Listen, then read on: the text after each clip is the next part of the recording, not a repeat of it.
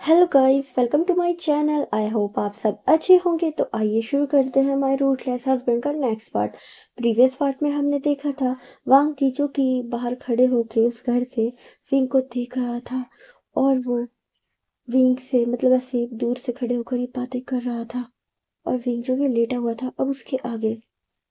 वांग जीजू विंग को ही देख रहा था और वो सोचता है, मैं चाहता हूँ उसके करीब जाकर उसका हाथ थाम लूं, उसके लिए खुद कुछ बनाऊं, उसकी थकान को अपनी बाहों में संभाल लूं, पर मजबूर हूँ। बस दूर से उसको देखकर अपने दिल को समझा लेता हूँ। हर पल दुआ करता हूँ कि वो और हमारा बच्चा दोनों ही खैरियत से रहें। उसका हाथ थामे बिना, उसके आंसू पोंछे बिना बस दूर से देखकर मुस्कुरा रहा हूँ। काश मैं उसके करीब होता, उसकी हर तकलीफ को अपने गले लगा लेता। मजबूरी ने इतना दूर कर दिया है कि बस आंखों से उसके चेहरे को देखकर ही अपना दिल को तसल्ली देता हूँ। हर पल यही डर लगता है कहीं मेरी दूरी उसके चेहरे की मुस्कुराहट को कम न कर दे। वो अपने दर्द से लड़ रहा है और मैं अपनी मजबूरी से। वो अपने आंसू छुपाकर मुस्कुरा रहा है और मैं दूर से उसकी मुस्कुराहट के पीछे छुपी दर्द को महसूस करता हूँ। वांग जी जो कि यही सब बातें खुद से कर रहा था कि अचानक कोई उसके शोल्डर पे अपना हाथ रखता है। ये था शोयांग। शोयांग कहता है, कौन?" वांग जी जब पीछे मुड़ता है तो वो कहता है, राजकुमार आप यहाँ। और शोयांग जो वांग जी को लेकर एक साइड में आता है और कहता है, राजकुमार आप बारिश में ऐसे भीग क्यों रहे हैं, अंदर आइए। वांग जी कहता है, नहीं मैं यहीं ठीक हूँ। शोयांग जो कि फिर कुछ नहीं कहता और कहता है, राजकुमार आप यहाँ। और फुरैन ऐसे वांग जी जो कि बस उसकी तरफ देख रहा होता है और वो कहता है, हमारे बीच कुछ ऐसा हो गया है जिसकी वजह से हम दूर हो गए हैं और शायद तुम्हारी फुरन अब मेरे पास आना नहीं चाहती और उसने मुझे खुद ही छोड़ दिया है। मेरी कुछ गलतियों की वजह से ही उसने लैंड क्लैन छोड़ दिया है। शोयांग जो कि बस वांग जी की तरफ ही देख रहा होता है और कहता है, फुरन ने खुद क्लैन छोड़ा है। गलती उसकी नहीं, गलती मेरी है। मेरी गलतियों की वजह से ही उसे ये करने पे उसे मजबूर होना पड़ा और इस हालत में ऐसे भटकना पड़ा। मैं इस बात के लिए बहुत शर्मिंदा हूँ। वांग जी जिसकी आंखों में आंसू आ जाते। शोयांग जो कि बस देख रहा था और वो कहता है, राजकुमार जो भी हुआ हो लेकिन फुरन की हालत बहुत ज़्यादा खराब है। हमें फुरन 2 दिन पहले नदी के किनारे मिली और उस समय उनकी हालत बहुत ज़्यादा खराब थी। हमने वैद्य से दिखाया है और वैद्य ने कहा है फुरन को अभी बहुत ज़्यादा आराम और अच्छे आहार की ज़रूरत है। वांग जीजू की बस यही सुनता है और कहता है, हाँ उसे अभी बहुत ज़्यादा आराम और देखभाल की ज़रूरत है और मैं ये देखभाल करना चाहता हूँ। शोयांग कहता है, जी राजकुमार आपका उन पे पूरा हक है, आप जो चाहें वो कर सकते हैं। वांग जी कहता है, लेकिन मैं तुम्हारी एक मदद चाहता हूँ। शोयांग कहता है, राजकुमार कैसी मदद? वांग जी कहता है, अगर उसे पता चल गया कि मैं यहाँ हूँ तो वो यहाँ पे बिल्कुल नहीं रुकेगी, वो यहाँ से चली जाएगी। तो मैं चाहता हूँ कि तुम उसे ये ना बताओ कि मैं यहाँ आया हूँ। मैं बस छुप कर उसे देखना चाहता हूँ, उसको महसूस करना चाहता हूँ। मैंने उसे काफी महीनों से नहीं देखा और अब मैं उससे दूर नहीं रह सकता। मुझे नहीं पता अगर इस बार उसने मुझे छोड़ा तो मैं जिंदा रह भी पाऊंगा या नहीं। शोयांग जब ये सुनता है तो वो कहता है, राजकुमार आप ये क्या कह रहे हैं? फुरन आपकी वाइफ है और वो आपको कभी भी नहीं छोड़ेगी। हर हर जोड़े में परेशानियां होती हैं लेकिन इसका मतलब ये नहीं है कि हम उन्हें छोड़ दें। समस्याओं का समाधान ढूंढा जाता है और अगर गलती होती है तो उसकी माफी भी मांगी जाती है। वांग जी कहता है वांग जी कहता है, गलती की माफी मांगी जाती है लेकिन मैंने गलती नहीं, मैंने पाप किया है, मैंने गुनाह किया है और उसकी सिर्फ सजा दी जाती है। मैं चाहता हूँ कि विंग मुझे खुद सजा दे लेकिन अभी अभी वो अपना ध्यान रखे क्योंकि अभी वो खुद ही ठीक नहीं है। मैं नहीं चाहता कि मेरे आने के बारे में उसे पता चले और उसकी तबीयत और खराब हो। तो मेरी तुमसे ये विनती है कि तुम इसे इस बारे में मत बताना। शोयांग कहता है, राजकुमार आप बेफिक्र रहिए, मैं फ्रेंड को इस बारे में बिल्कुल नहीं बताऊंगा। वांग जी और शोयांग जो कि बात कर रहे थे वहां पे अचानक एक और पर्सन आता है। ये था शाओ शिनचैन, जिसने ये सारी बातें सुन ली थी। शोयांग जो कि शाओ शिनचैन को देखता है और कहता है, राजकुमार ये मेरी वाइफ है। और शाओ शिनचैन जो कि वहां आ जाता है और वो बस वांग जी को ही मतलब घूर रहा था, लेकिन वो अंदर था तो उसे नहीं पता था कि वांग जी कहाँ है। लेकिन फिर भी मतलब वो देख रहा था सामने की ओर। और फिर जो शाओ शिनचैन है वो कहता है, हस्बैंड क्या ये वही राजकुमार है, लैन क्लैन के राजकुमार? श्रेयांग कहता है, हाँ ये वही हैं जो फुरन है, ये उनके हस्बैंड हैं। शाओ शिनचैन जो कि अब वांग जी की तरफ एक फिंगर करता है और कहता है, आप कैसे राजकुमार हैं? आपने अपनी गर्भवती वाइफ के साथ ऐसा कुछ किया जिसकी वजह से उसे अपना घर छोड़ना पड़ा। आप कैसे राजकुमार हैं कि आपको उन पर एक बार भी तरस नहीं आया? वांग जीजू की बस उसकी बातें सुना जा रहा था और जो शाओ शिनचैन था वो वांग जी को ऐसे सुना रहा था और वो कहता है, मैं तो अंधा हूँ इसलिए कुछ देख नहीं सकता, लेकिन आप तो मुझसे भी बड़े अंधे हैं जो सब कुछ देख कर भी आपने उसे अन, अनदेखा किया। क्या आपको अपनी वाइफ पे भरोसा नहीं था कि आपने उनके साथ जो की वो किया? श्रेयांग कहता है, शाओ शिनचैन ये तुम क्या कह रहे हो? तुम्हें अभी कोई बात पता नहीं है और तुम ये क्या बोले जा रहे हो? शाओ शिनचैन कहता है, मानता हूँ मुझे कोई बात नहीं पता, लेकिन इन्होंने कुछ ऐसा किया होगा जिसकी वजह से फुरन को लैंड क्लैन छोड़ना पड़ा। वांग जीजो की श्रेयांग की तरफ देखता है और कहता है, उसे बोलने दो, वो जो बोल रहा है वो बिल्कुल ठीक बोल रहा है, इसमें गलती मेरी है। शाओ शिनचैन कहता है, हर बार ओमेगा को क्यों परीक्षा देनी होती है? अल्फा कभी ओमेगा का भरोसा क्यों नहीं करते? वांग जी कहते हैं, मैं और अल्फा का नहीं जानता, लेकिन हाँ मैंने अपनी ओमेगा पे भरोसा नहीं किया और ये मेरी जिंदगी की सबसे बड़ी भूल है जिसे मैं सुधारना चाहता हूँ। मैं अब उसका ध्यान रखना चाहता हूँ। मैं सच कह रहा हूँ, जब से वो गया है मैं उसे दर दर ढूंढ रहा हूँ। मैं एक दिन भी चैन की सांस नहीं ली है मैंने। मैंने हमेशा उसे ढूंढा है और उसे चाहा है। मैं उसे 2 महीना पहले भी एक बाजार में मिला था, लेकिन जब उसने मुझे देखा तो वो मेरी बिना बात सुने ही भागने लगा। मैंने उसे बहुत ढूंढा पर वो मुझे नहीं मिला। बड़ी मुश्किल से मैंने उसे फिर से पाया है और मैं तुमसे विनती करता हूँ कि तुम उसे ये ना बताओ। शाओ शिनचैन कहता है, मैं फुरन को ये सब बताने नहीं वाला था। मैं बस उनके लिए बहुत ज़्यादा बुरा महसूस कर रहा था। मैं देखता था कि फुरन कितनी ज़्यादा दुखी है। वो किसी से कुछ कहती नहीं है, लेकिन अकेले में वो रोती है। मैं अंधा हूँ, मैं देख नहीं सकता, लेकिन मैं सुन सकता हूँ। मैंने उनकी सिसकियाँ सुनी है, उनके लिए आपका प्यार देखा है। वो आपके लिए रोते हैं। और वो कहता है, इस समय हर ओमेगाओं को अपने अल्फाओं की जरूरत होती है। आप आप ऐसा कैसे कर सकते हैं? आप अपनी इतनी प्यारी सी ओमेगा को ऐसे दर दर भटकने के लिए कैसे छोड़ सकते हैं? शोयांग कहता है, शाओ शिनचैन मैं समझ सकता हूँ कि तुम एक ओमेगा हो और तुम्हें दूसरे ओमेगा के लिए बहुत बुरा लग रहा है, लेकिन जो चीज़ हो चुकी है हम उसे बदल नहीं सकते। मैं तुम्हें ये बता चुका हूँ। तो पहली बातों को फिर से बोलने से कोई फायदा नहीं है। जो हो चुका है उसे बदला नहीं जा सकता, जो होने वाला है उसे बदला जा सकता है। और अब जब राजकुमार चाहते हैं अपनी वाइफ का ध्यान रखना, तो हमें उनका साथ देना चाहिए, ना कि उनसे पहले ही बातों को लेकर उलझना चाहिए। राजकुमार ने जो किया उसकी भी कोई वजह होगी या कोई गलतफहमी। कोई जब कुछ करता है तो वो ऐसे ही नहीं कर देता है, उसके पीछे कोई वजह तो होती है, चाहे वो गलतफहमी हो। गलतफहमी किसी के साथ भी हो जाती है शिनचैन। शिनचैन जो कि अब चुप हो जाता है। वांग जी कहता है, मैं बस अपनी वाइफ का ध्यान रखना चाहता हूँ। शाओ शिनचैन कहता है, मैं आपसे बस एक वादा चाहता हूँ, उसके बाद आप जैसा कहेंगे मुझे उससे कोई परेशानी नहीं है। वांग जी कहता है, हाँ कहो। शाओ शिनचैन कहता है, आप वादा कीजिए कि आप इसके बाद कभी भी फ्रेंड को परेशान नहीं करेंगे, उनका बहुत ज़्यादा ध्यान रखेंगे और उन पे कभी भी संदेह नहीं करेंगे। वांग जी कहते हैं, हाँ ये वादा मैं खुद से कर चुका हूँ कि आज के बाद मैं विंग पे कभी भी संदेह नहीं करूँगा, कभी भी नहीं करूँगा। उसे बहुत प्यार करूँगा, उसे बहुत खुश रखूँगा। जो उसने मेरी वजह से दुःख सहे हैं, पूरी कोशिश करूँगा कि उसे वो दुःख कभी भी सहने ना पड़े और उसे इतना प्यार करूँगा कि वो ये सारे दुःख भूल जाए। शौशिनचन कहता है, हाँ, अगर आप मुझे ये वादा करते हैं तो मैं आपका साथ दूंगा। मैं पूरी कोशिश करूंगा कि फूरन खुश रहें।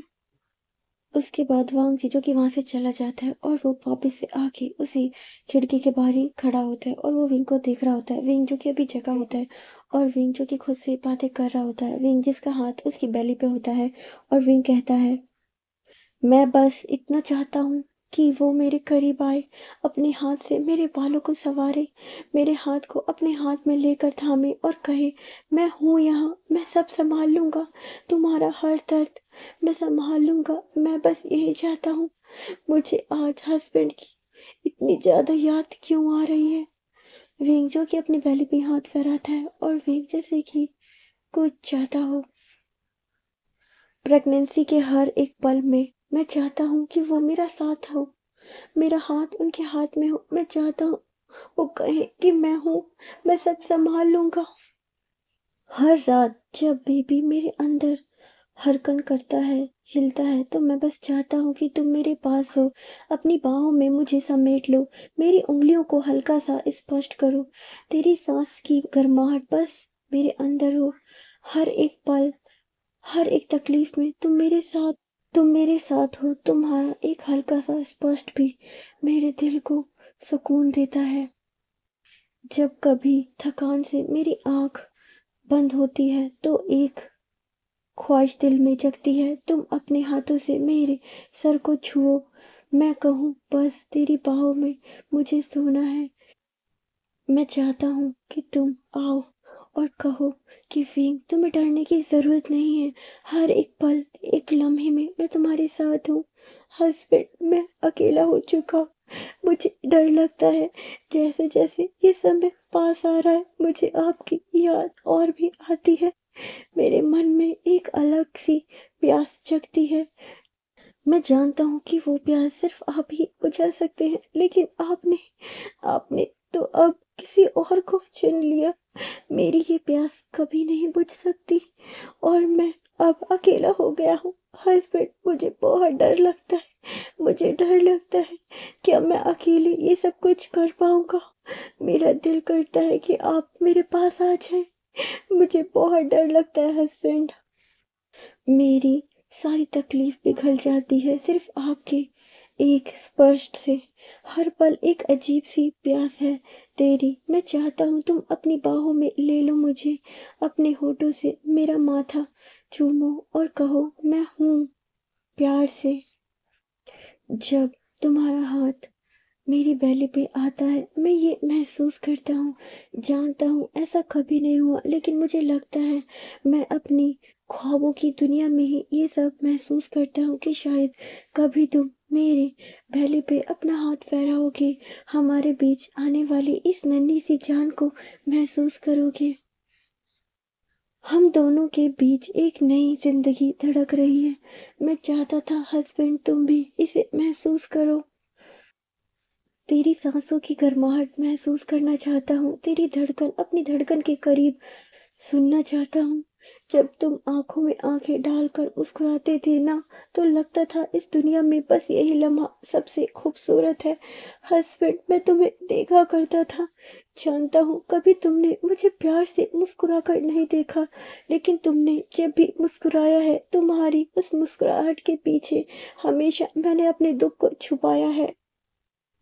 इस नए जीवन के आने से पहले मैं चाहता हूँ तुम मुझे और अपने प्यार को बस यूं ही थोड़ी देर महसूस करो और मैं अपने दिल की सारी तड़प तेरे सीने में छुपा लूं। मैं तुमसे हर एक बात कहूँ, हर एक बात पूछूं। हस्बैंड, मैं तुम्हें बहुत मिस करता हूँ, पर मैं क्या करूँ। मैं जानता हूँ अब तुम मेरे नहीं हो, मैं अकेला हूँ, मैं अकेला हूँ। और विंग जो कि ये सब सोच रहा था और विंग ऐसे ही लेट जाता है और विंग जो कि सो जाता है, लेकिन सोते हुए भी विंग की आंखों से आंसू बह रहे थे। वांग जी जो कि खिड़की पे खड़े होकर ये सब सुन रहा था, वांग जी देखता है कि विंग सो गया तो वांग जी अब उस कमरे में आ जाता है। वांग जी अब उस रूम में आता है और वो देखता है कि विंग सो रहा था। वांग जी जो कि अपने कांपते हुए हाथ से विंग की बेली पे अपने हाथ को फहराता है और कहता है, हाँ, हमारा हमारे बीच एक नई जिंदगी धड़क रही है, मैं इसे महसूस कर रहा हूँ और मैं तुम्हें भी महसूस कर रहा हूँ। आज कितने महीनों बाद मैंने तुम्हें स्पष्ट किया। इस स्पष्ट के लिए मैं तड़प रहा था। मुझे लग रहा था शायद अब मैं तुम्हें फिर से कभी नहीं मिल पाऊँगा, लेकिन दिल में हमेशा ये आशा थी कि नहीं, तुम मिलोगे, तुम मुझे मिलोगे, और देखो आज तुम मुझे मिल गए। वांग जी जो फिलिपिन के जो रूप से वो हल्का हटाता है और देखते हैं उसकी बेली जो कि बहुत ज़्यादा बड़ी है। पर वांग जी ये देखता है कि विंग ने उसे रब कर करके उस पे बहुत सारे निशान बना दिए। वांग जी देखता है कि साइड में ही एक ऑयल रखा था और वांग जी उस ऑयल को लेता है और फिर वो विंग की बेली पे लगाने लग जाता है। वांग जी कहता है, जानता हूँ इस समय तुम्हारा बहुत ज़्यादा ध्यान मुझे रखना चाहिए था। हर अल्फा अपनी ओमेगा का बहुत ध्यान रखते हैं, लेकिन तुम्हारा अल्फा थोड़ा नालायक था, अनजान था, नासमझ था, जो अपनी ओमेगा के साथ ये सब कर बैठा। लेकिन अब मैं तुम्हें कोई भी शिकायत का मौका नहीं दूंगा। तुम्हें इतना प्यार दूंगा, अपने बच्चे को इतना प्यार दूंगा कि तुम ये सारे दुख भूल जाओगे। और ये कह के वो विंग की जो स्टमक है उस पे वो ऑयल लगा रहा होता है, बहुत हल्के हाथों से मसाज कर रहा होता है। विंग जो कि नींद में था लेकिन उसे बहुत अच्छा लग रहा होता है। वांग जी जो कि अपना हाथ अब विंग की बेली से हटा रहा होता है, लेकिन अचानक ही विंग उसे पकड़ लेता है और वांग जी के हाथ को अपनी बेली पे ही रख रखा होता है और वो सो रहा था। वांग जी कहता है कहीं विंग को होश तो नहीं आया, पर वो देखता है कि विंग विंग तो सो रहा था। वांग जी जो विंग के पास आ जाता है और फिर अपने दूसरे हाथ से विंग के जो चेहरे पे बाल आ रखे थे उन्हें हटाता है, उसके फोrehead पे एक किस करता है। वांग जी जो कि इस किस के लिए तड़प रहा था, विंग के बालों में जो वो लगा था रिबन उसे ओपन करता है और विंग जिसके बाल खुल जाते हैं। वांग जी जो विंग के बालों में अपने हाथ फहरा रहा था और कहता है, तुम्हें इन सब चीजों के लिए मेरी वजह से तड़पना पड़ा, मुझे माफ कर दो, लेकिन अब तुम्हें मेरे इस पोस्ट के लिए कभी भी तड़पना नहीं पड़ेगा, कभी भी नहीं। मैं हमेशा तुम्हारे साथ रहूंगा, हर समय रहूंगा, एक मिनट के लिए भी तुम्हें कभी खुद से दूर नहीं करूंगा विंग। और वो फिर विंग के फोrehead पे किस करता है। वांग जी उसके बाद अपने हाथों से विंग के पूरे चेहरे को टच कर रहा था। ऐसा लग रहा था कि विंग कोई मोम का पुतला है और वांग जी उसकी एक एक कोने को टच कर रहा था, विंग को महसूस कर रहा था, विंग की नोज को, उसकी नोज पे वो अपनी नोज को रखता है और उसे थोड़ा सा रब करता है और कहता है, हाँ, हमारे बेबी के जन्म के वक्त मैं तुम्हारे साथ रहूंगा, तुम्हें बिल्कुल नहीं छोड़ूंगा, तुम्हें डरने की जरूरत नहीं है। हमारे बेबी को बर्थ देते समय मैं रहूंगा तुम्हारे साथ, तुम्हें बिल्कुल डरने की जरूरत नहीं है। मैं हूँ और मैं सब कुछ संभाल लूंगा, मैं सब कुछ संभाल लूंगा, तुम्हें डरने की जरूरत नहीं है। और वांग जी जो देखता है विंग को कि विंग कितना ज्यादा कमजोर हो चुका है, वांग जी जो विंग के लिप्स पे भी अपनी फिंगर फहराता है और कहता है, इस इस लिप्स के लिए मैं कितना तड़प रहा था। और वो अचानक ही विंग को किस करता है, लेकिन ये किस बहुत ही ज़्यादा प्यार भरी और जेंटल थी, जिसमें विंग को बिल्कुल भी पेन वगैरह का एहसास नहीं होता। और विंग जो कि सो रहा था, वांग जी जो विंग को बहुत प्यार से किस करता है और कहता है, मैं मैं इसके लिए तड़प रहा था। और फिर वो विंग के चेहरे पे, उसकी आईज पे, उसके चिक्स पे, उसके बालों पे और उसके पूरे शरीर पे किस करता है, उसके पैरों पे भी किस करता है। और वांग जी जो कि विंग के पैर देखता है, विंग के पैर जो कि प्रेगनेंसी की वजह से बहुत ज़्यादा सूज गए थे, वांग जी देखता है और वो विंग के पैर को हल्का सा पकड़ता है। विंग जिसकी एक तरफ से आवाज निकल जाती है, वांग जी जो कि थोड़ा डर जाता है और वो फिर विंग से दूर होता है और वो देखता है कि विंग के पैर बहुत ज़्यादा सूज चुके हैं। विंग जिसकी प्रेगनेंसी को लग रहा है लगभग 8 महीने कंप्लीट हो चुके हैं और ये शायद विंग का 9th मंथ चल रहा है।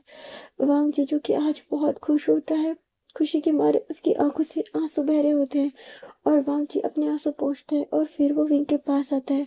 वांग जी जिसने विंग की बैली पे से जो कपड़ा हटा रखा था वो वापस उसे करता है, ढकता है और वो बस विंग को ही देख रहा था। वांग जी जो कि बस पूरी रात विंग को देखता है, उसकी आंखें जो झपक ही नहीं रही थी। ऐसे ही ये नाइट बीत जाती है और वांग जी सुबह विंग के उठने से पहले ही उस घर से निकल जाता है।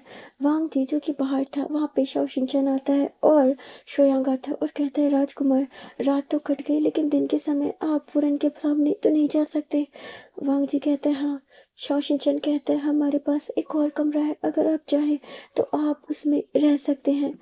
वांग जी कहता है शुक्रिया। उसके बाद वांग जी वहीं चला जाता है जहाँ पे शाओ शिनचैन जो कि पॉट बनाता है, और वांग जी जो कि वहीं रहता है। उसके बाद वांग जी जो कि अपना जो भी वहाँ पे मतलब रहने लग जाता है, और फिर वो बीच-बीच में आकर विंग को चेक करता है। विंग जब सोता है, विंग जो कि अब उठ चुका था, और वहाँ पे शाओ शिनचैन आता है और कहता है फुरेन अब आप कैसे हैं? विंग कहता है मैं ठीक हूँ। और फिर विंग जो कि वहीं पे बैठा था, विंग कहता है मैं बात लेना चाहता हूँ। शॉशनचर कहते हैं हाँ फ्रेंड लीजिए, मैं अभी उसकी व्यवस्था करता हूँ। और वो उस घर के अंदर ही एक साइड में नहाने का बाथरूम था। विंग जो कि अब बाथरूम में होता है वो बात लेता है, वो देखता है कि उसके शरीर पे इतना सारा ऑयल कैसे लगा है, और फिर वो टच करता है तो उसके जो बाल थे वो भी खुले हैं। विंग कहता है मेरा रिबन। फिर विंग सोचता है शायद सोते समय मैंने ही निकाल दिया होगा, लेकिन विंग जिसको समझ नहीं आता कि मेरे टम्मी पे इतना सारा ऑयल कैसे लगा। फिर वो सोचता है शायद शाओ शिनचैन ने लगा दिया होगा। विंग जो कि फिर उसके बाद बात लेता है और बाहर आता है। शाओ शिनचैन जो कि उसकी रोब्स पहनने में मदद करता है, और विंग जो कि वहीं बैठ जाता है। विंग देखता है कि शाओ शिनचैन जो कि काम कर रहा था। विंग कहता है मैं भी आपकी मदद करूँ, मुझे मुझे कुकिंग आती है। वहाँ पर कुछ गाँव के ओमेगा आते हैं और वो विंग को देखते हैं। विंग भी उन्हें देख रहा था। वो कहते हैं बेटा क्या अब तुम ठीक हो? वो सारे ओमेगा जो एज में बड़े थे, और विंग जो कि अभी उन सब से बहुत ज़्यादा छोटा था। विंग कहता है हाँ मैं ठीक हूँ। शाओ शिनचैन बताता है कि ये हमारी फुरन है। वो सभी जब विंग को देखते हैं तो फिर वो विंग को बो करते। विंग कहते हैं अरे नहीं नहीं, मैं आप फुरन नहीं हूँ। वो सारे ओमेगा कहते हैं फुरन हम आपके लिए कुछ लाए हैं। और वो बहुत सारी चीज़ें लाए होते हैं खाने की, बहुत स्वादिष्ट स्वादिष्ट चीज़ें और बहुत ज़्यादा पौष्टिक, जो इस समय प्रेगनेंसी में खाई जाती है। विंग कहता है इन सब की कोई ज़रूरत नहीं थी। वो ओमेगा कहते नहीं फुरैन इनकी ज़रूरत थी, और आप अभी 9th मंथ गर्भवती हैं। इस समय ये सब चीज़ें खाना बहुत ज़रूरी होता है, इससे आपको ताकत मिलेगी। विंग कहता है शुक्रिया। उसके बाद वो सब ओमेगा चले जाते हैं। सीन शिफ्ट करके हमें वांग जी का दिखाया जाता है। वांग जी ने ही इन सब ओमेगाओं को यहाँ भेजा था, और वांग जी कहते हैं आप सबका शुक्रिया। वो ओमेगा कहते हैं राजकुमार इसमें शुक्रिया की कोई बात नहीं है, वो हमारी फुरन है, हम इतना तो उनके लिए कर ही सकते हैं ना। वांग जी कहता है शुक्रिया। उसके बाद वो सब ओमेगा वहां से चले जाते हैं। वांग जी जो कि विंग को खिड़की से ही झांक रहा था। विंग जो कि चुपचाप बैठा था, और शाओ शिनचैन जो कि वहां पे फूड बना रहा था। विंग जो कि बस अपने पैरों की तरफ ही देख रहा था, जैसे विंग जो कि अपने पैरों को देख रहा था। विंग जैसे उसके पैरों में दर्द हो रहा हो। विंग जो कि अपने हाथ से उसे हल्का दबा रहा होता है। शाओ शिनचैन जो कि अपना खाना बना रहा होता है, और उसे इन सब के बारे में पता नहीं होता। फिर वहां पे श्रेयांक आता है, और वो देखता है विंग जो कि कुछ कर रहा था। और विंग जब देखता है कि श्रेयांक आ गया तो विंग जो कि शांति से चुपचाप बैठ जाता है। वो कहता है फुरन अब आपकी तबीयत कैसी है? विंग कहता है मैं ठीक हूँ। आप मुझे बताइए अगर कुछ काम है तो मैं कर सकता हूँ। मुझे कुछ काम आते हैं, मैं घरों के काम कर सकता हूँ। श्रेयांक कहते हैं फुरन आपको काम के लिए परेशान होने की ज़रूरत नहीं है। यहाँ पे काम करने के लिए बहुत लोग हैं, और यहाँ पे शाओ शिनचैन है, मैं हूँ, हम सब कर लेंगे। आप बस अपना ध्यान रखिए और अपने बच्चे का। आपको इस समय काम करने की कोई ज़रूरत नहीं, आपको बस अपना ध्यान रखना है। विंग जो कि बस श्रेयांक की बातें सुन रहा था, और वो सोचता है ये लोग कितने अच्छे हैं। विंग जो कि बस ये सोच रहा था कि मैं इन लोगों पे बोझ बन गया हूँ। ये लोग मुझे कुछ भी काम नहीं करने देते, और मैं इस हालत में भी नहीं हूँ कि मैं कुछ कर सकूँ। विंग जो कि बहुत ज़्यादा बुरा फील करता है। वांग जी जो कि विंग की ये सारी बातें सुन लेता है, क्योंकि वो वहीं पे खड़ा था। उसके बाद वांग जी जो कि बाहर आता है, और वहाँ श्रेयांक भी आ चुका था। वांग जी कहता है तुम मुझे बताओ तुम्हारे क्या काम है, मैं सारे काम तुम्हारे कर दूंगा। श्रेयांक कहते हैं नहीं राजकुमार कोई काम नहीं है, मैं सारे काम कर लूंगा। वांग जी कहते हैं मैंने कहा ना बताओ तुम्हारे क्या काम है, मैं तुम्हारी मदद करना चाहता हूँ, और वैसे भी मैं तुम्हारे यहाँ रह रहा हूँ, मैं तुम पे बोझ नहीं बनना चाहता।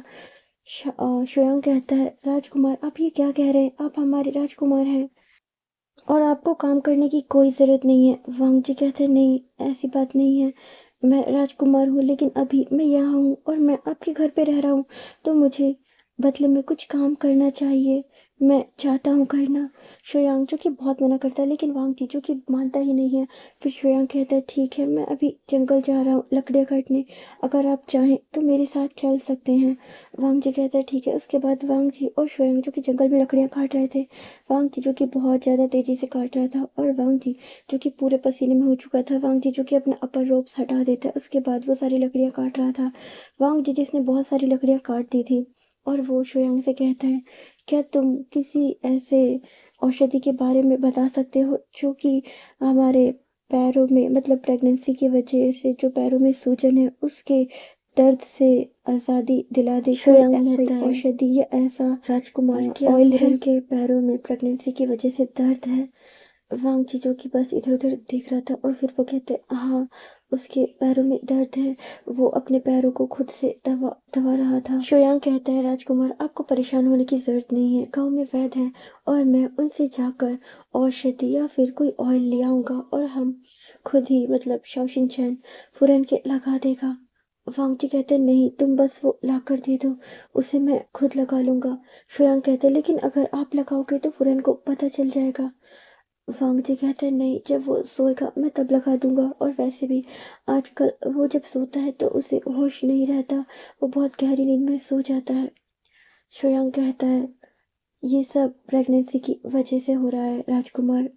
वांग जीजो की बस शोयांग की तरफ ही देख रहा था, और वो कहता है तुम सब, मतलब तुम इतना सब कुछ प्रेगनेंसी के बारे में कैसे जान सकते हो?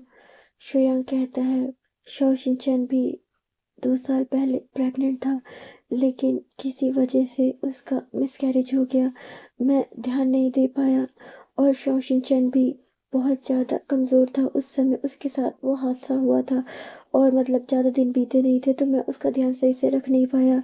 मुझ पे काम का भी दबाव था क्योंकि मुझे उसका इलाज करवाना था, और इसी वजह से मैं ज़्यादा दिन उसका ध्यान नहीं रख पाया, और उसका मिसकैरेज हो गया। मुझे ये सब बातें तभी इसे पता है कि प्रेगनेंसी के समय जो ओमेगा हैं उनके पैर सूज जाते हैं, उनके शरीर में अलग तरह की जो खुजली वगैरह है, खारिश वगैरह है, वो होने लग जाती है, और उनकी बॉडी में बहुत ज़्यादा पेन होता है। इसीलिए मैं इन सब के बारे में जानता हूँ। वांग जी जो कि बस श्रेयांक की बात कोई सुन रहा था, और वो देखता है कि श्रेयांक थोड़ा उदास हो गया है। वांग जी कहता है मुझे माफ करना, मुझे पता नहीं था। श्रेयांक कहता है राजकुमार इसमें इसमें आपकी कोई गलती नहीं है, शायद ये सब होना हमारी किस्मत में ही लिखा था। और फिर वो दोनों लकड़ी काट रहे होते हैं। अब जो लकड़ी बहुत ज़्यादा कट चुकी होती है, मतलब उन्होंने काट ली होती है, और वो दोनों वो लेकर घर आते हैं। उसके बाद जो शोयांग है वो जाता है, और फिर वैद से वो ऑयल लेकर आता है और लाकर वांगची को दे देता है, और कहता है लेकिन राजकुमार फूरन अभी जग रही हैं? वांगची कहता है हाँ, मैं उसके सोने का इंतज़ार कर रहा हूँ।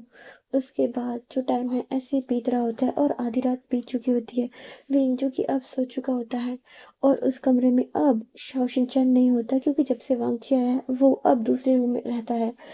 और फिर वांग जीजू के अंदर जाता है, वो देखता है कि विंग सो रहा था। वांग जीजू की बहुत आराम से जाता है बिना शोर करे, और वो विंग के जो ट्राउजर है उसे हल वांग जी जो फिर विंग का जो ट्राउजर है वो थोड़ा ऊपर करता है उसकी नी तक, और फिर उस ऑयल को लेते हैं और वो विंग के पैरों में मसाज करने लग जाता है। वांग जी बहुत आराम से और बहुत प्यार से विंग के पैरों में मसाज कर रहा था। विंग जो कि सो रहा था, लेकिन उसे बहुत ज़्यादा अच्छा लग रहा था, जिसकी वजह से विंग के चेहरे पे एक स्माइल आ जाती है, और विंग कहता है हाँ, हाँ मुझे दर्द दर्द से अब अच्छा लग रहा है। और विंग जो कि नींद में ये सब बड़बड़ा रहा था, वांग जी जो कि बस सुन रहा था, और उसके चेहरे पे स्माइल थी, और वो विंग के लगातार ऐसे ही मसाज कर रहा था। वांग जी जिसने 2 घंटे तक विंग की मसाज करी थी, उसके बाद वो विंग के पैरों को छोड़ देता है, और फिर वांग जी जो अचानक ही विंग के पैरों पे किस करता है, पूरे पैर पे।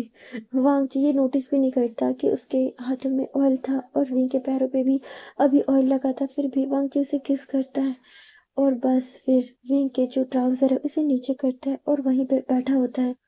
विंग जो कि सो रहा था, और विंग जिसको आज अच्छी नींद आ रही थी, उसके फेस से देखकर ही लग रहा था कि वो बहुत ज्यादा आराम में है। वांग जी जिसने अपने हाथ वॉश कर लिए थे, और उसका हाथ अभी विंग की बैली पे था, और उसका दूसरा हाथ विंग के सर पे था, और वांग जी जो कि विंग के साइड में अपना जो सर है हल्का सा टेक लगा के वहीं पे विंग को देख रहा था। और वांग जी जिसे पता नहीं चलता कि वो भी सो जाता है, लेकिन वांग जीजू की हमेशा मतलब ऐसे सोता था कि हल्की नींद में वांग जीजू की बहुत हल्की नींद में सोता था, उसे हल्की सी आवाज से भी वो उठ जाता था। वांग जीजू की ऐसे ही सो जाता है और विंग और वांग जी दोनों ही सो रहे थे। वहां पे जो रात थी वो ऐसे बीत रही थी और सुबह के अब 5 बज रहे थे। शो शिनचैन जो कि उठता है और वो हल्का सा डोर पे नॉक करता है। वांग जीजी की आंख खुल जाती है और वो समझ जाता है कि शायद अब उसे यहाँ से जाना चाहिए, वरना शायद वी की आंख खुल जाएगी तो थोड़ी परेशानी हो जाएगी। और वांग जीजू की जाना नहीं चाहता था लेकिन उसे जाना पड़ता है और वो जाते समय भी विंग की जो फोरहेड है उस पर और विंग की बैली पे किस करता है। शो शिनचैन जो कि ये तो देख ही नहीं सकता था, इसलिए वांग जीजी को कोई परेशानी नहीं होती और वो वापस फिर जहाँ पे शो शिनचैन जो पोर्ट बनाता था उसी में आ जाता है। और वांग जीजू की आज बहुत ज्यादा खुश था और वांग जीजू की बस यही सोच रहा था, विंग के साथ एक रात बिताकर मुझे कितना अच्छा लग रहा है। मैं विंग के साथ अब हर रात रहूंगा। एक भी रात ऐसी नहीं होगी जिस रात विंग और मैं साथ नहीं होंगे। हमेशा उसके साथ रहूंगा, हमेशा उसे प्यार करूंगा। और वांग जीजू की बहुत ज्यादा खुश होता है।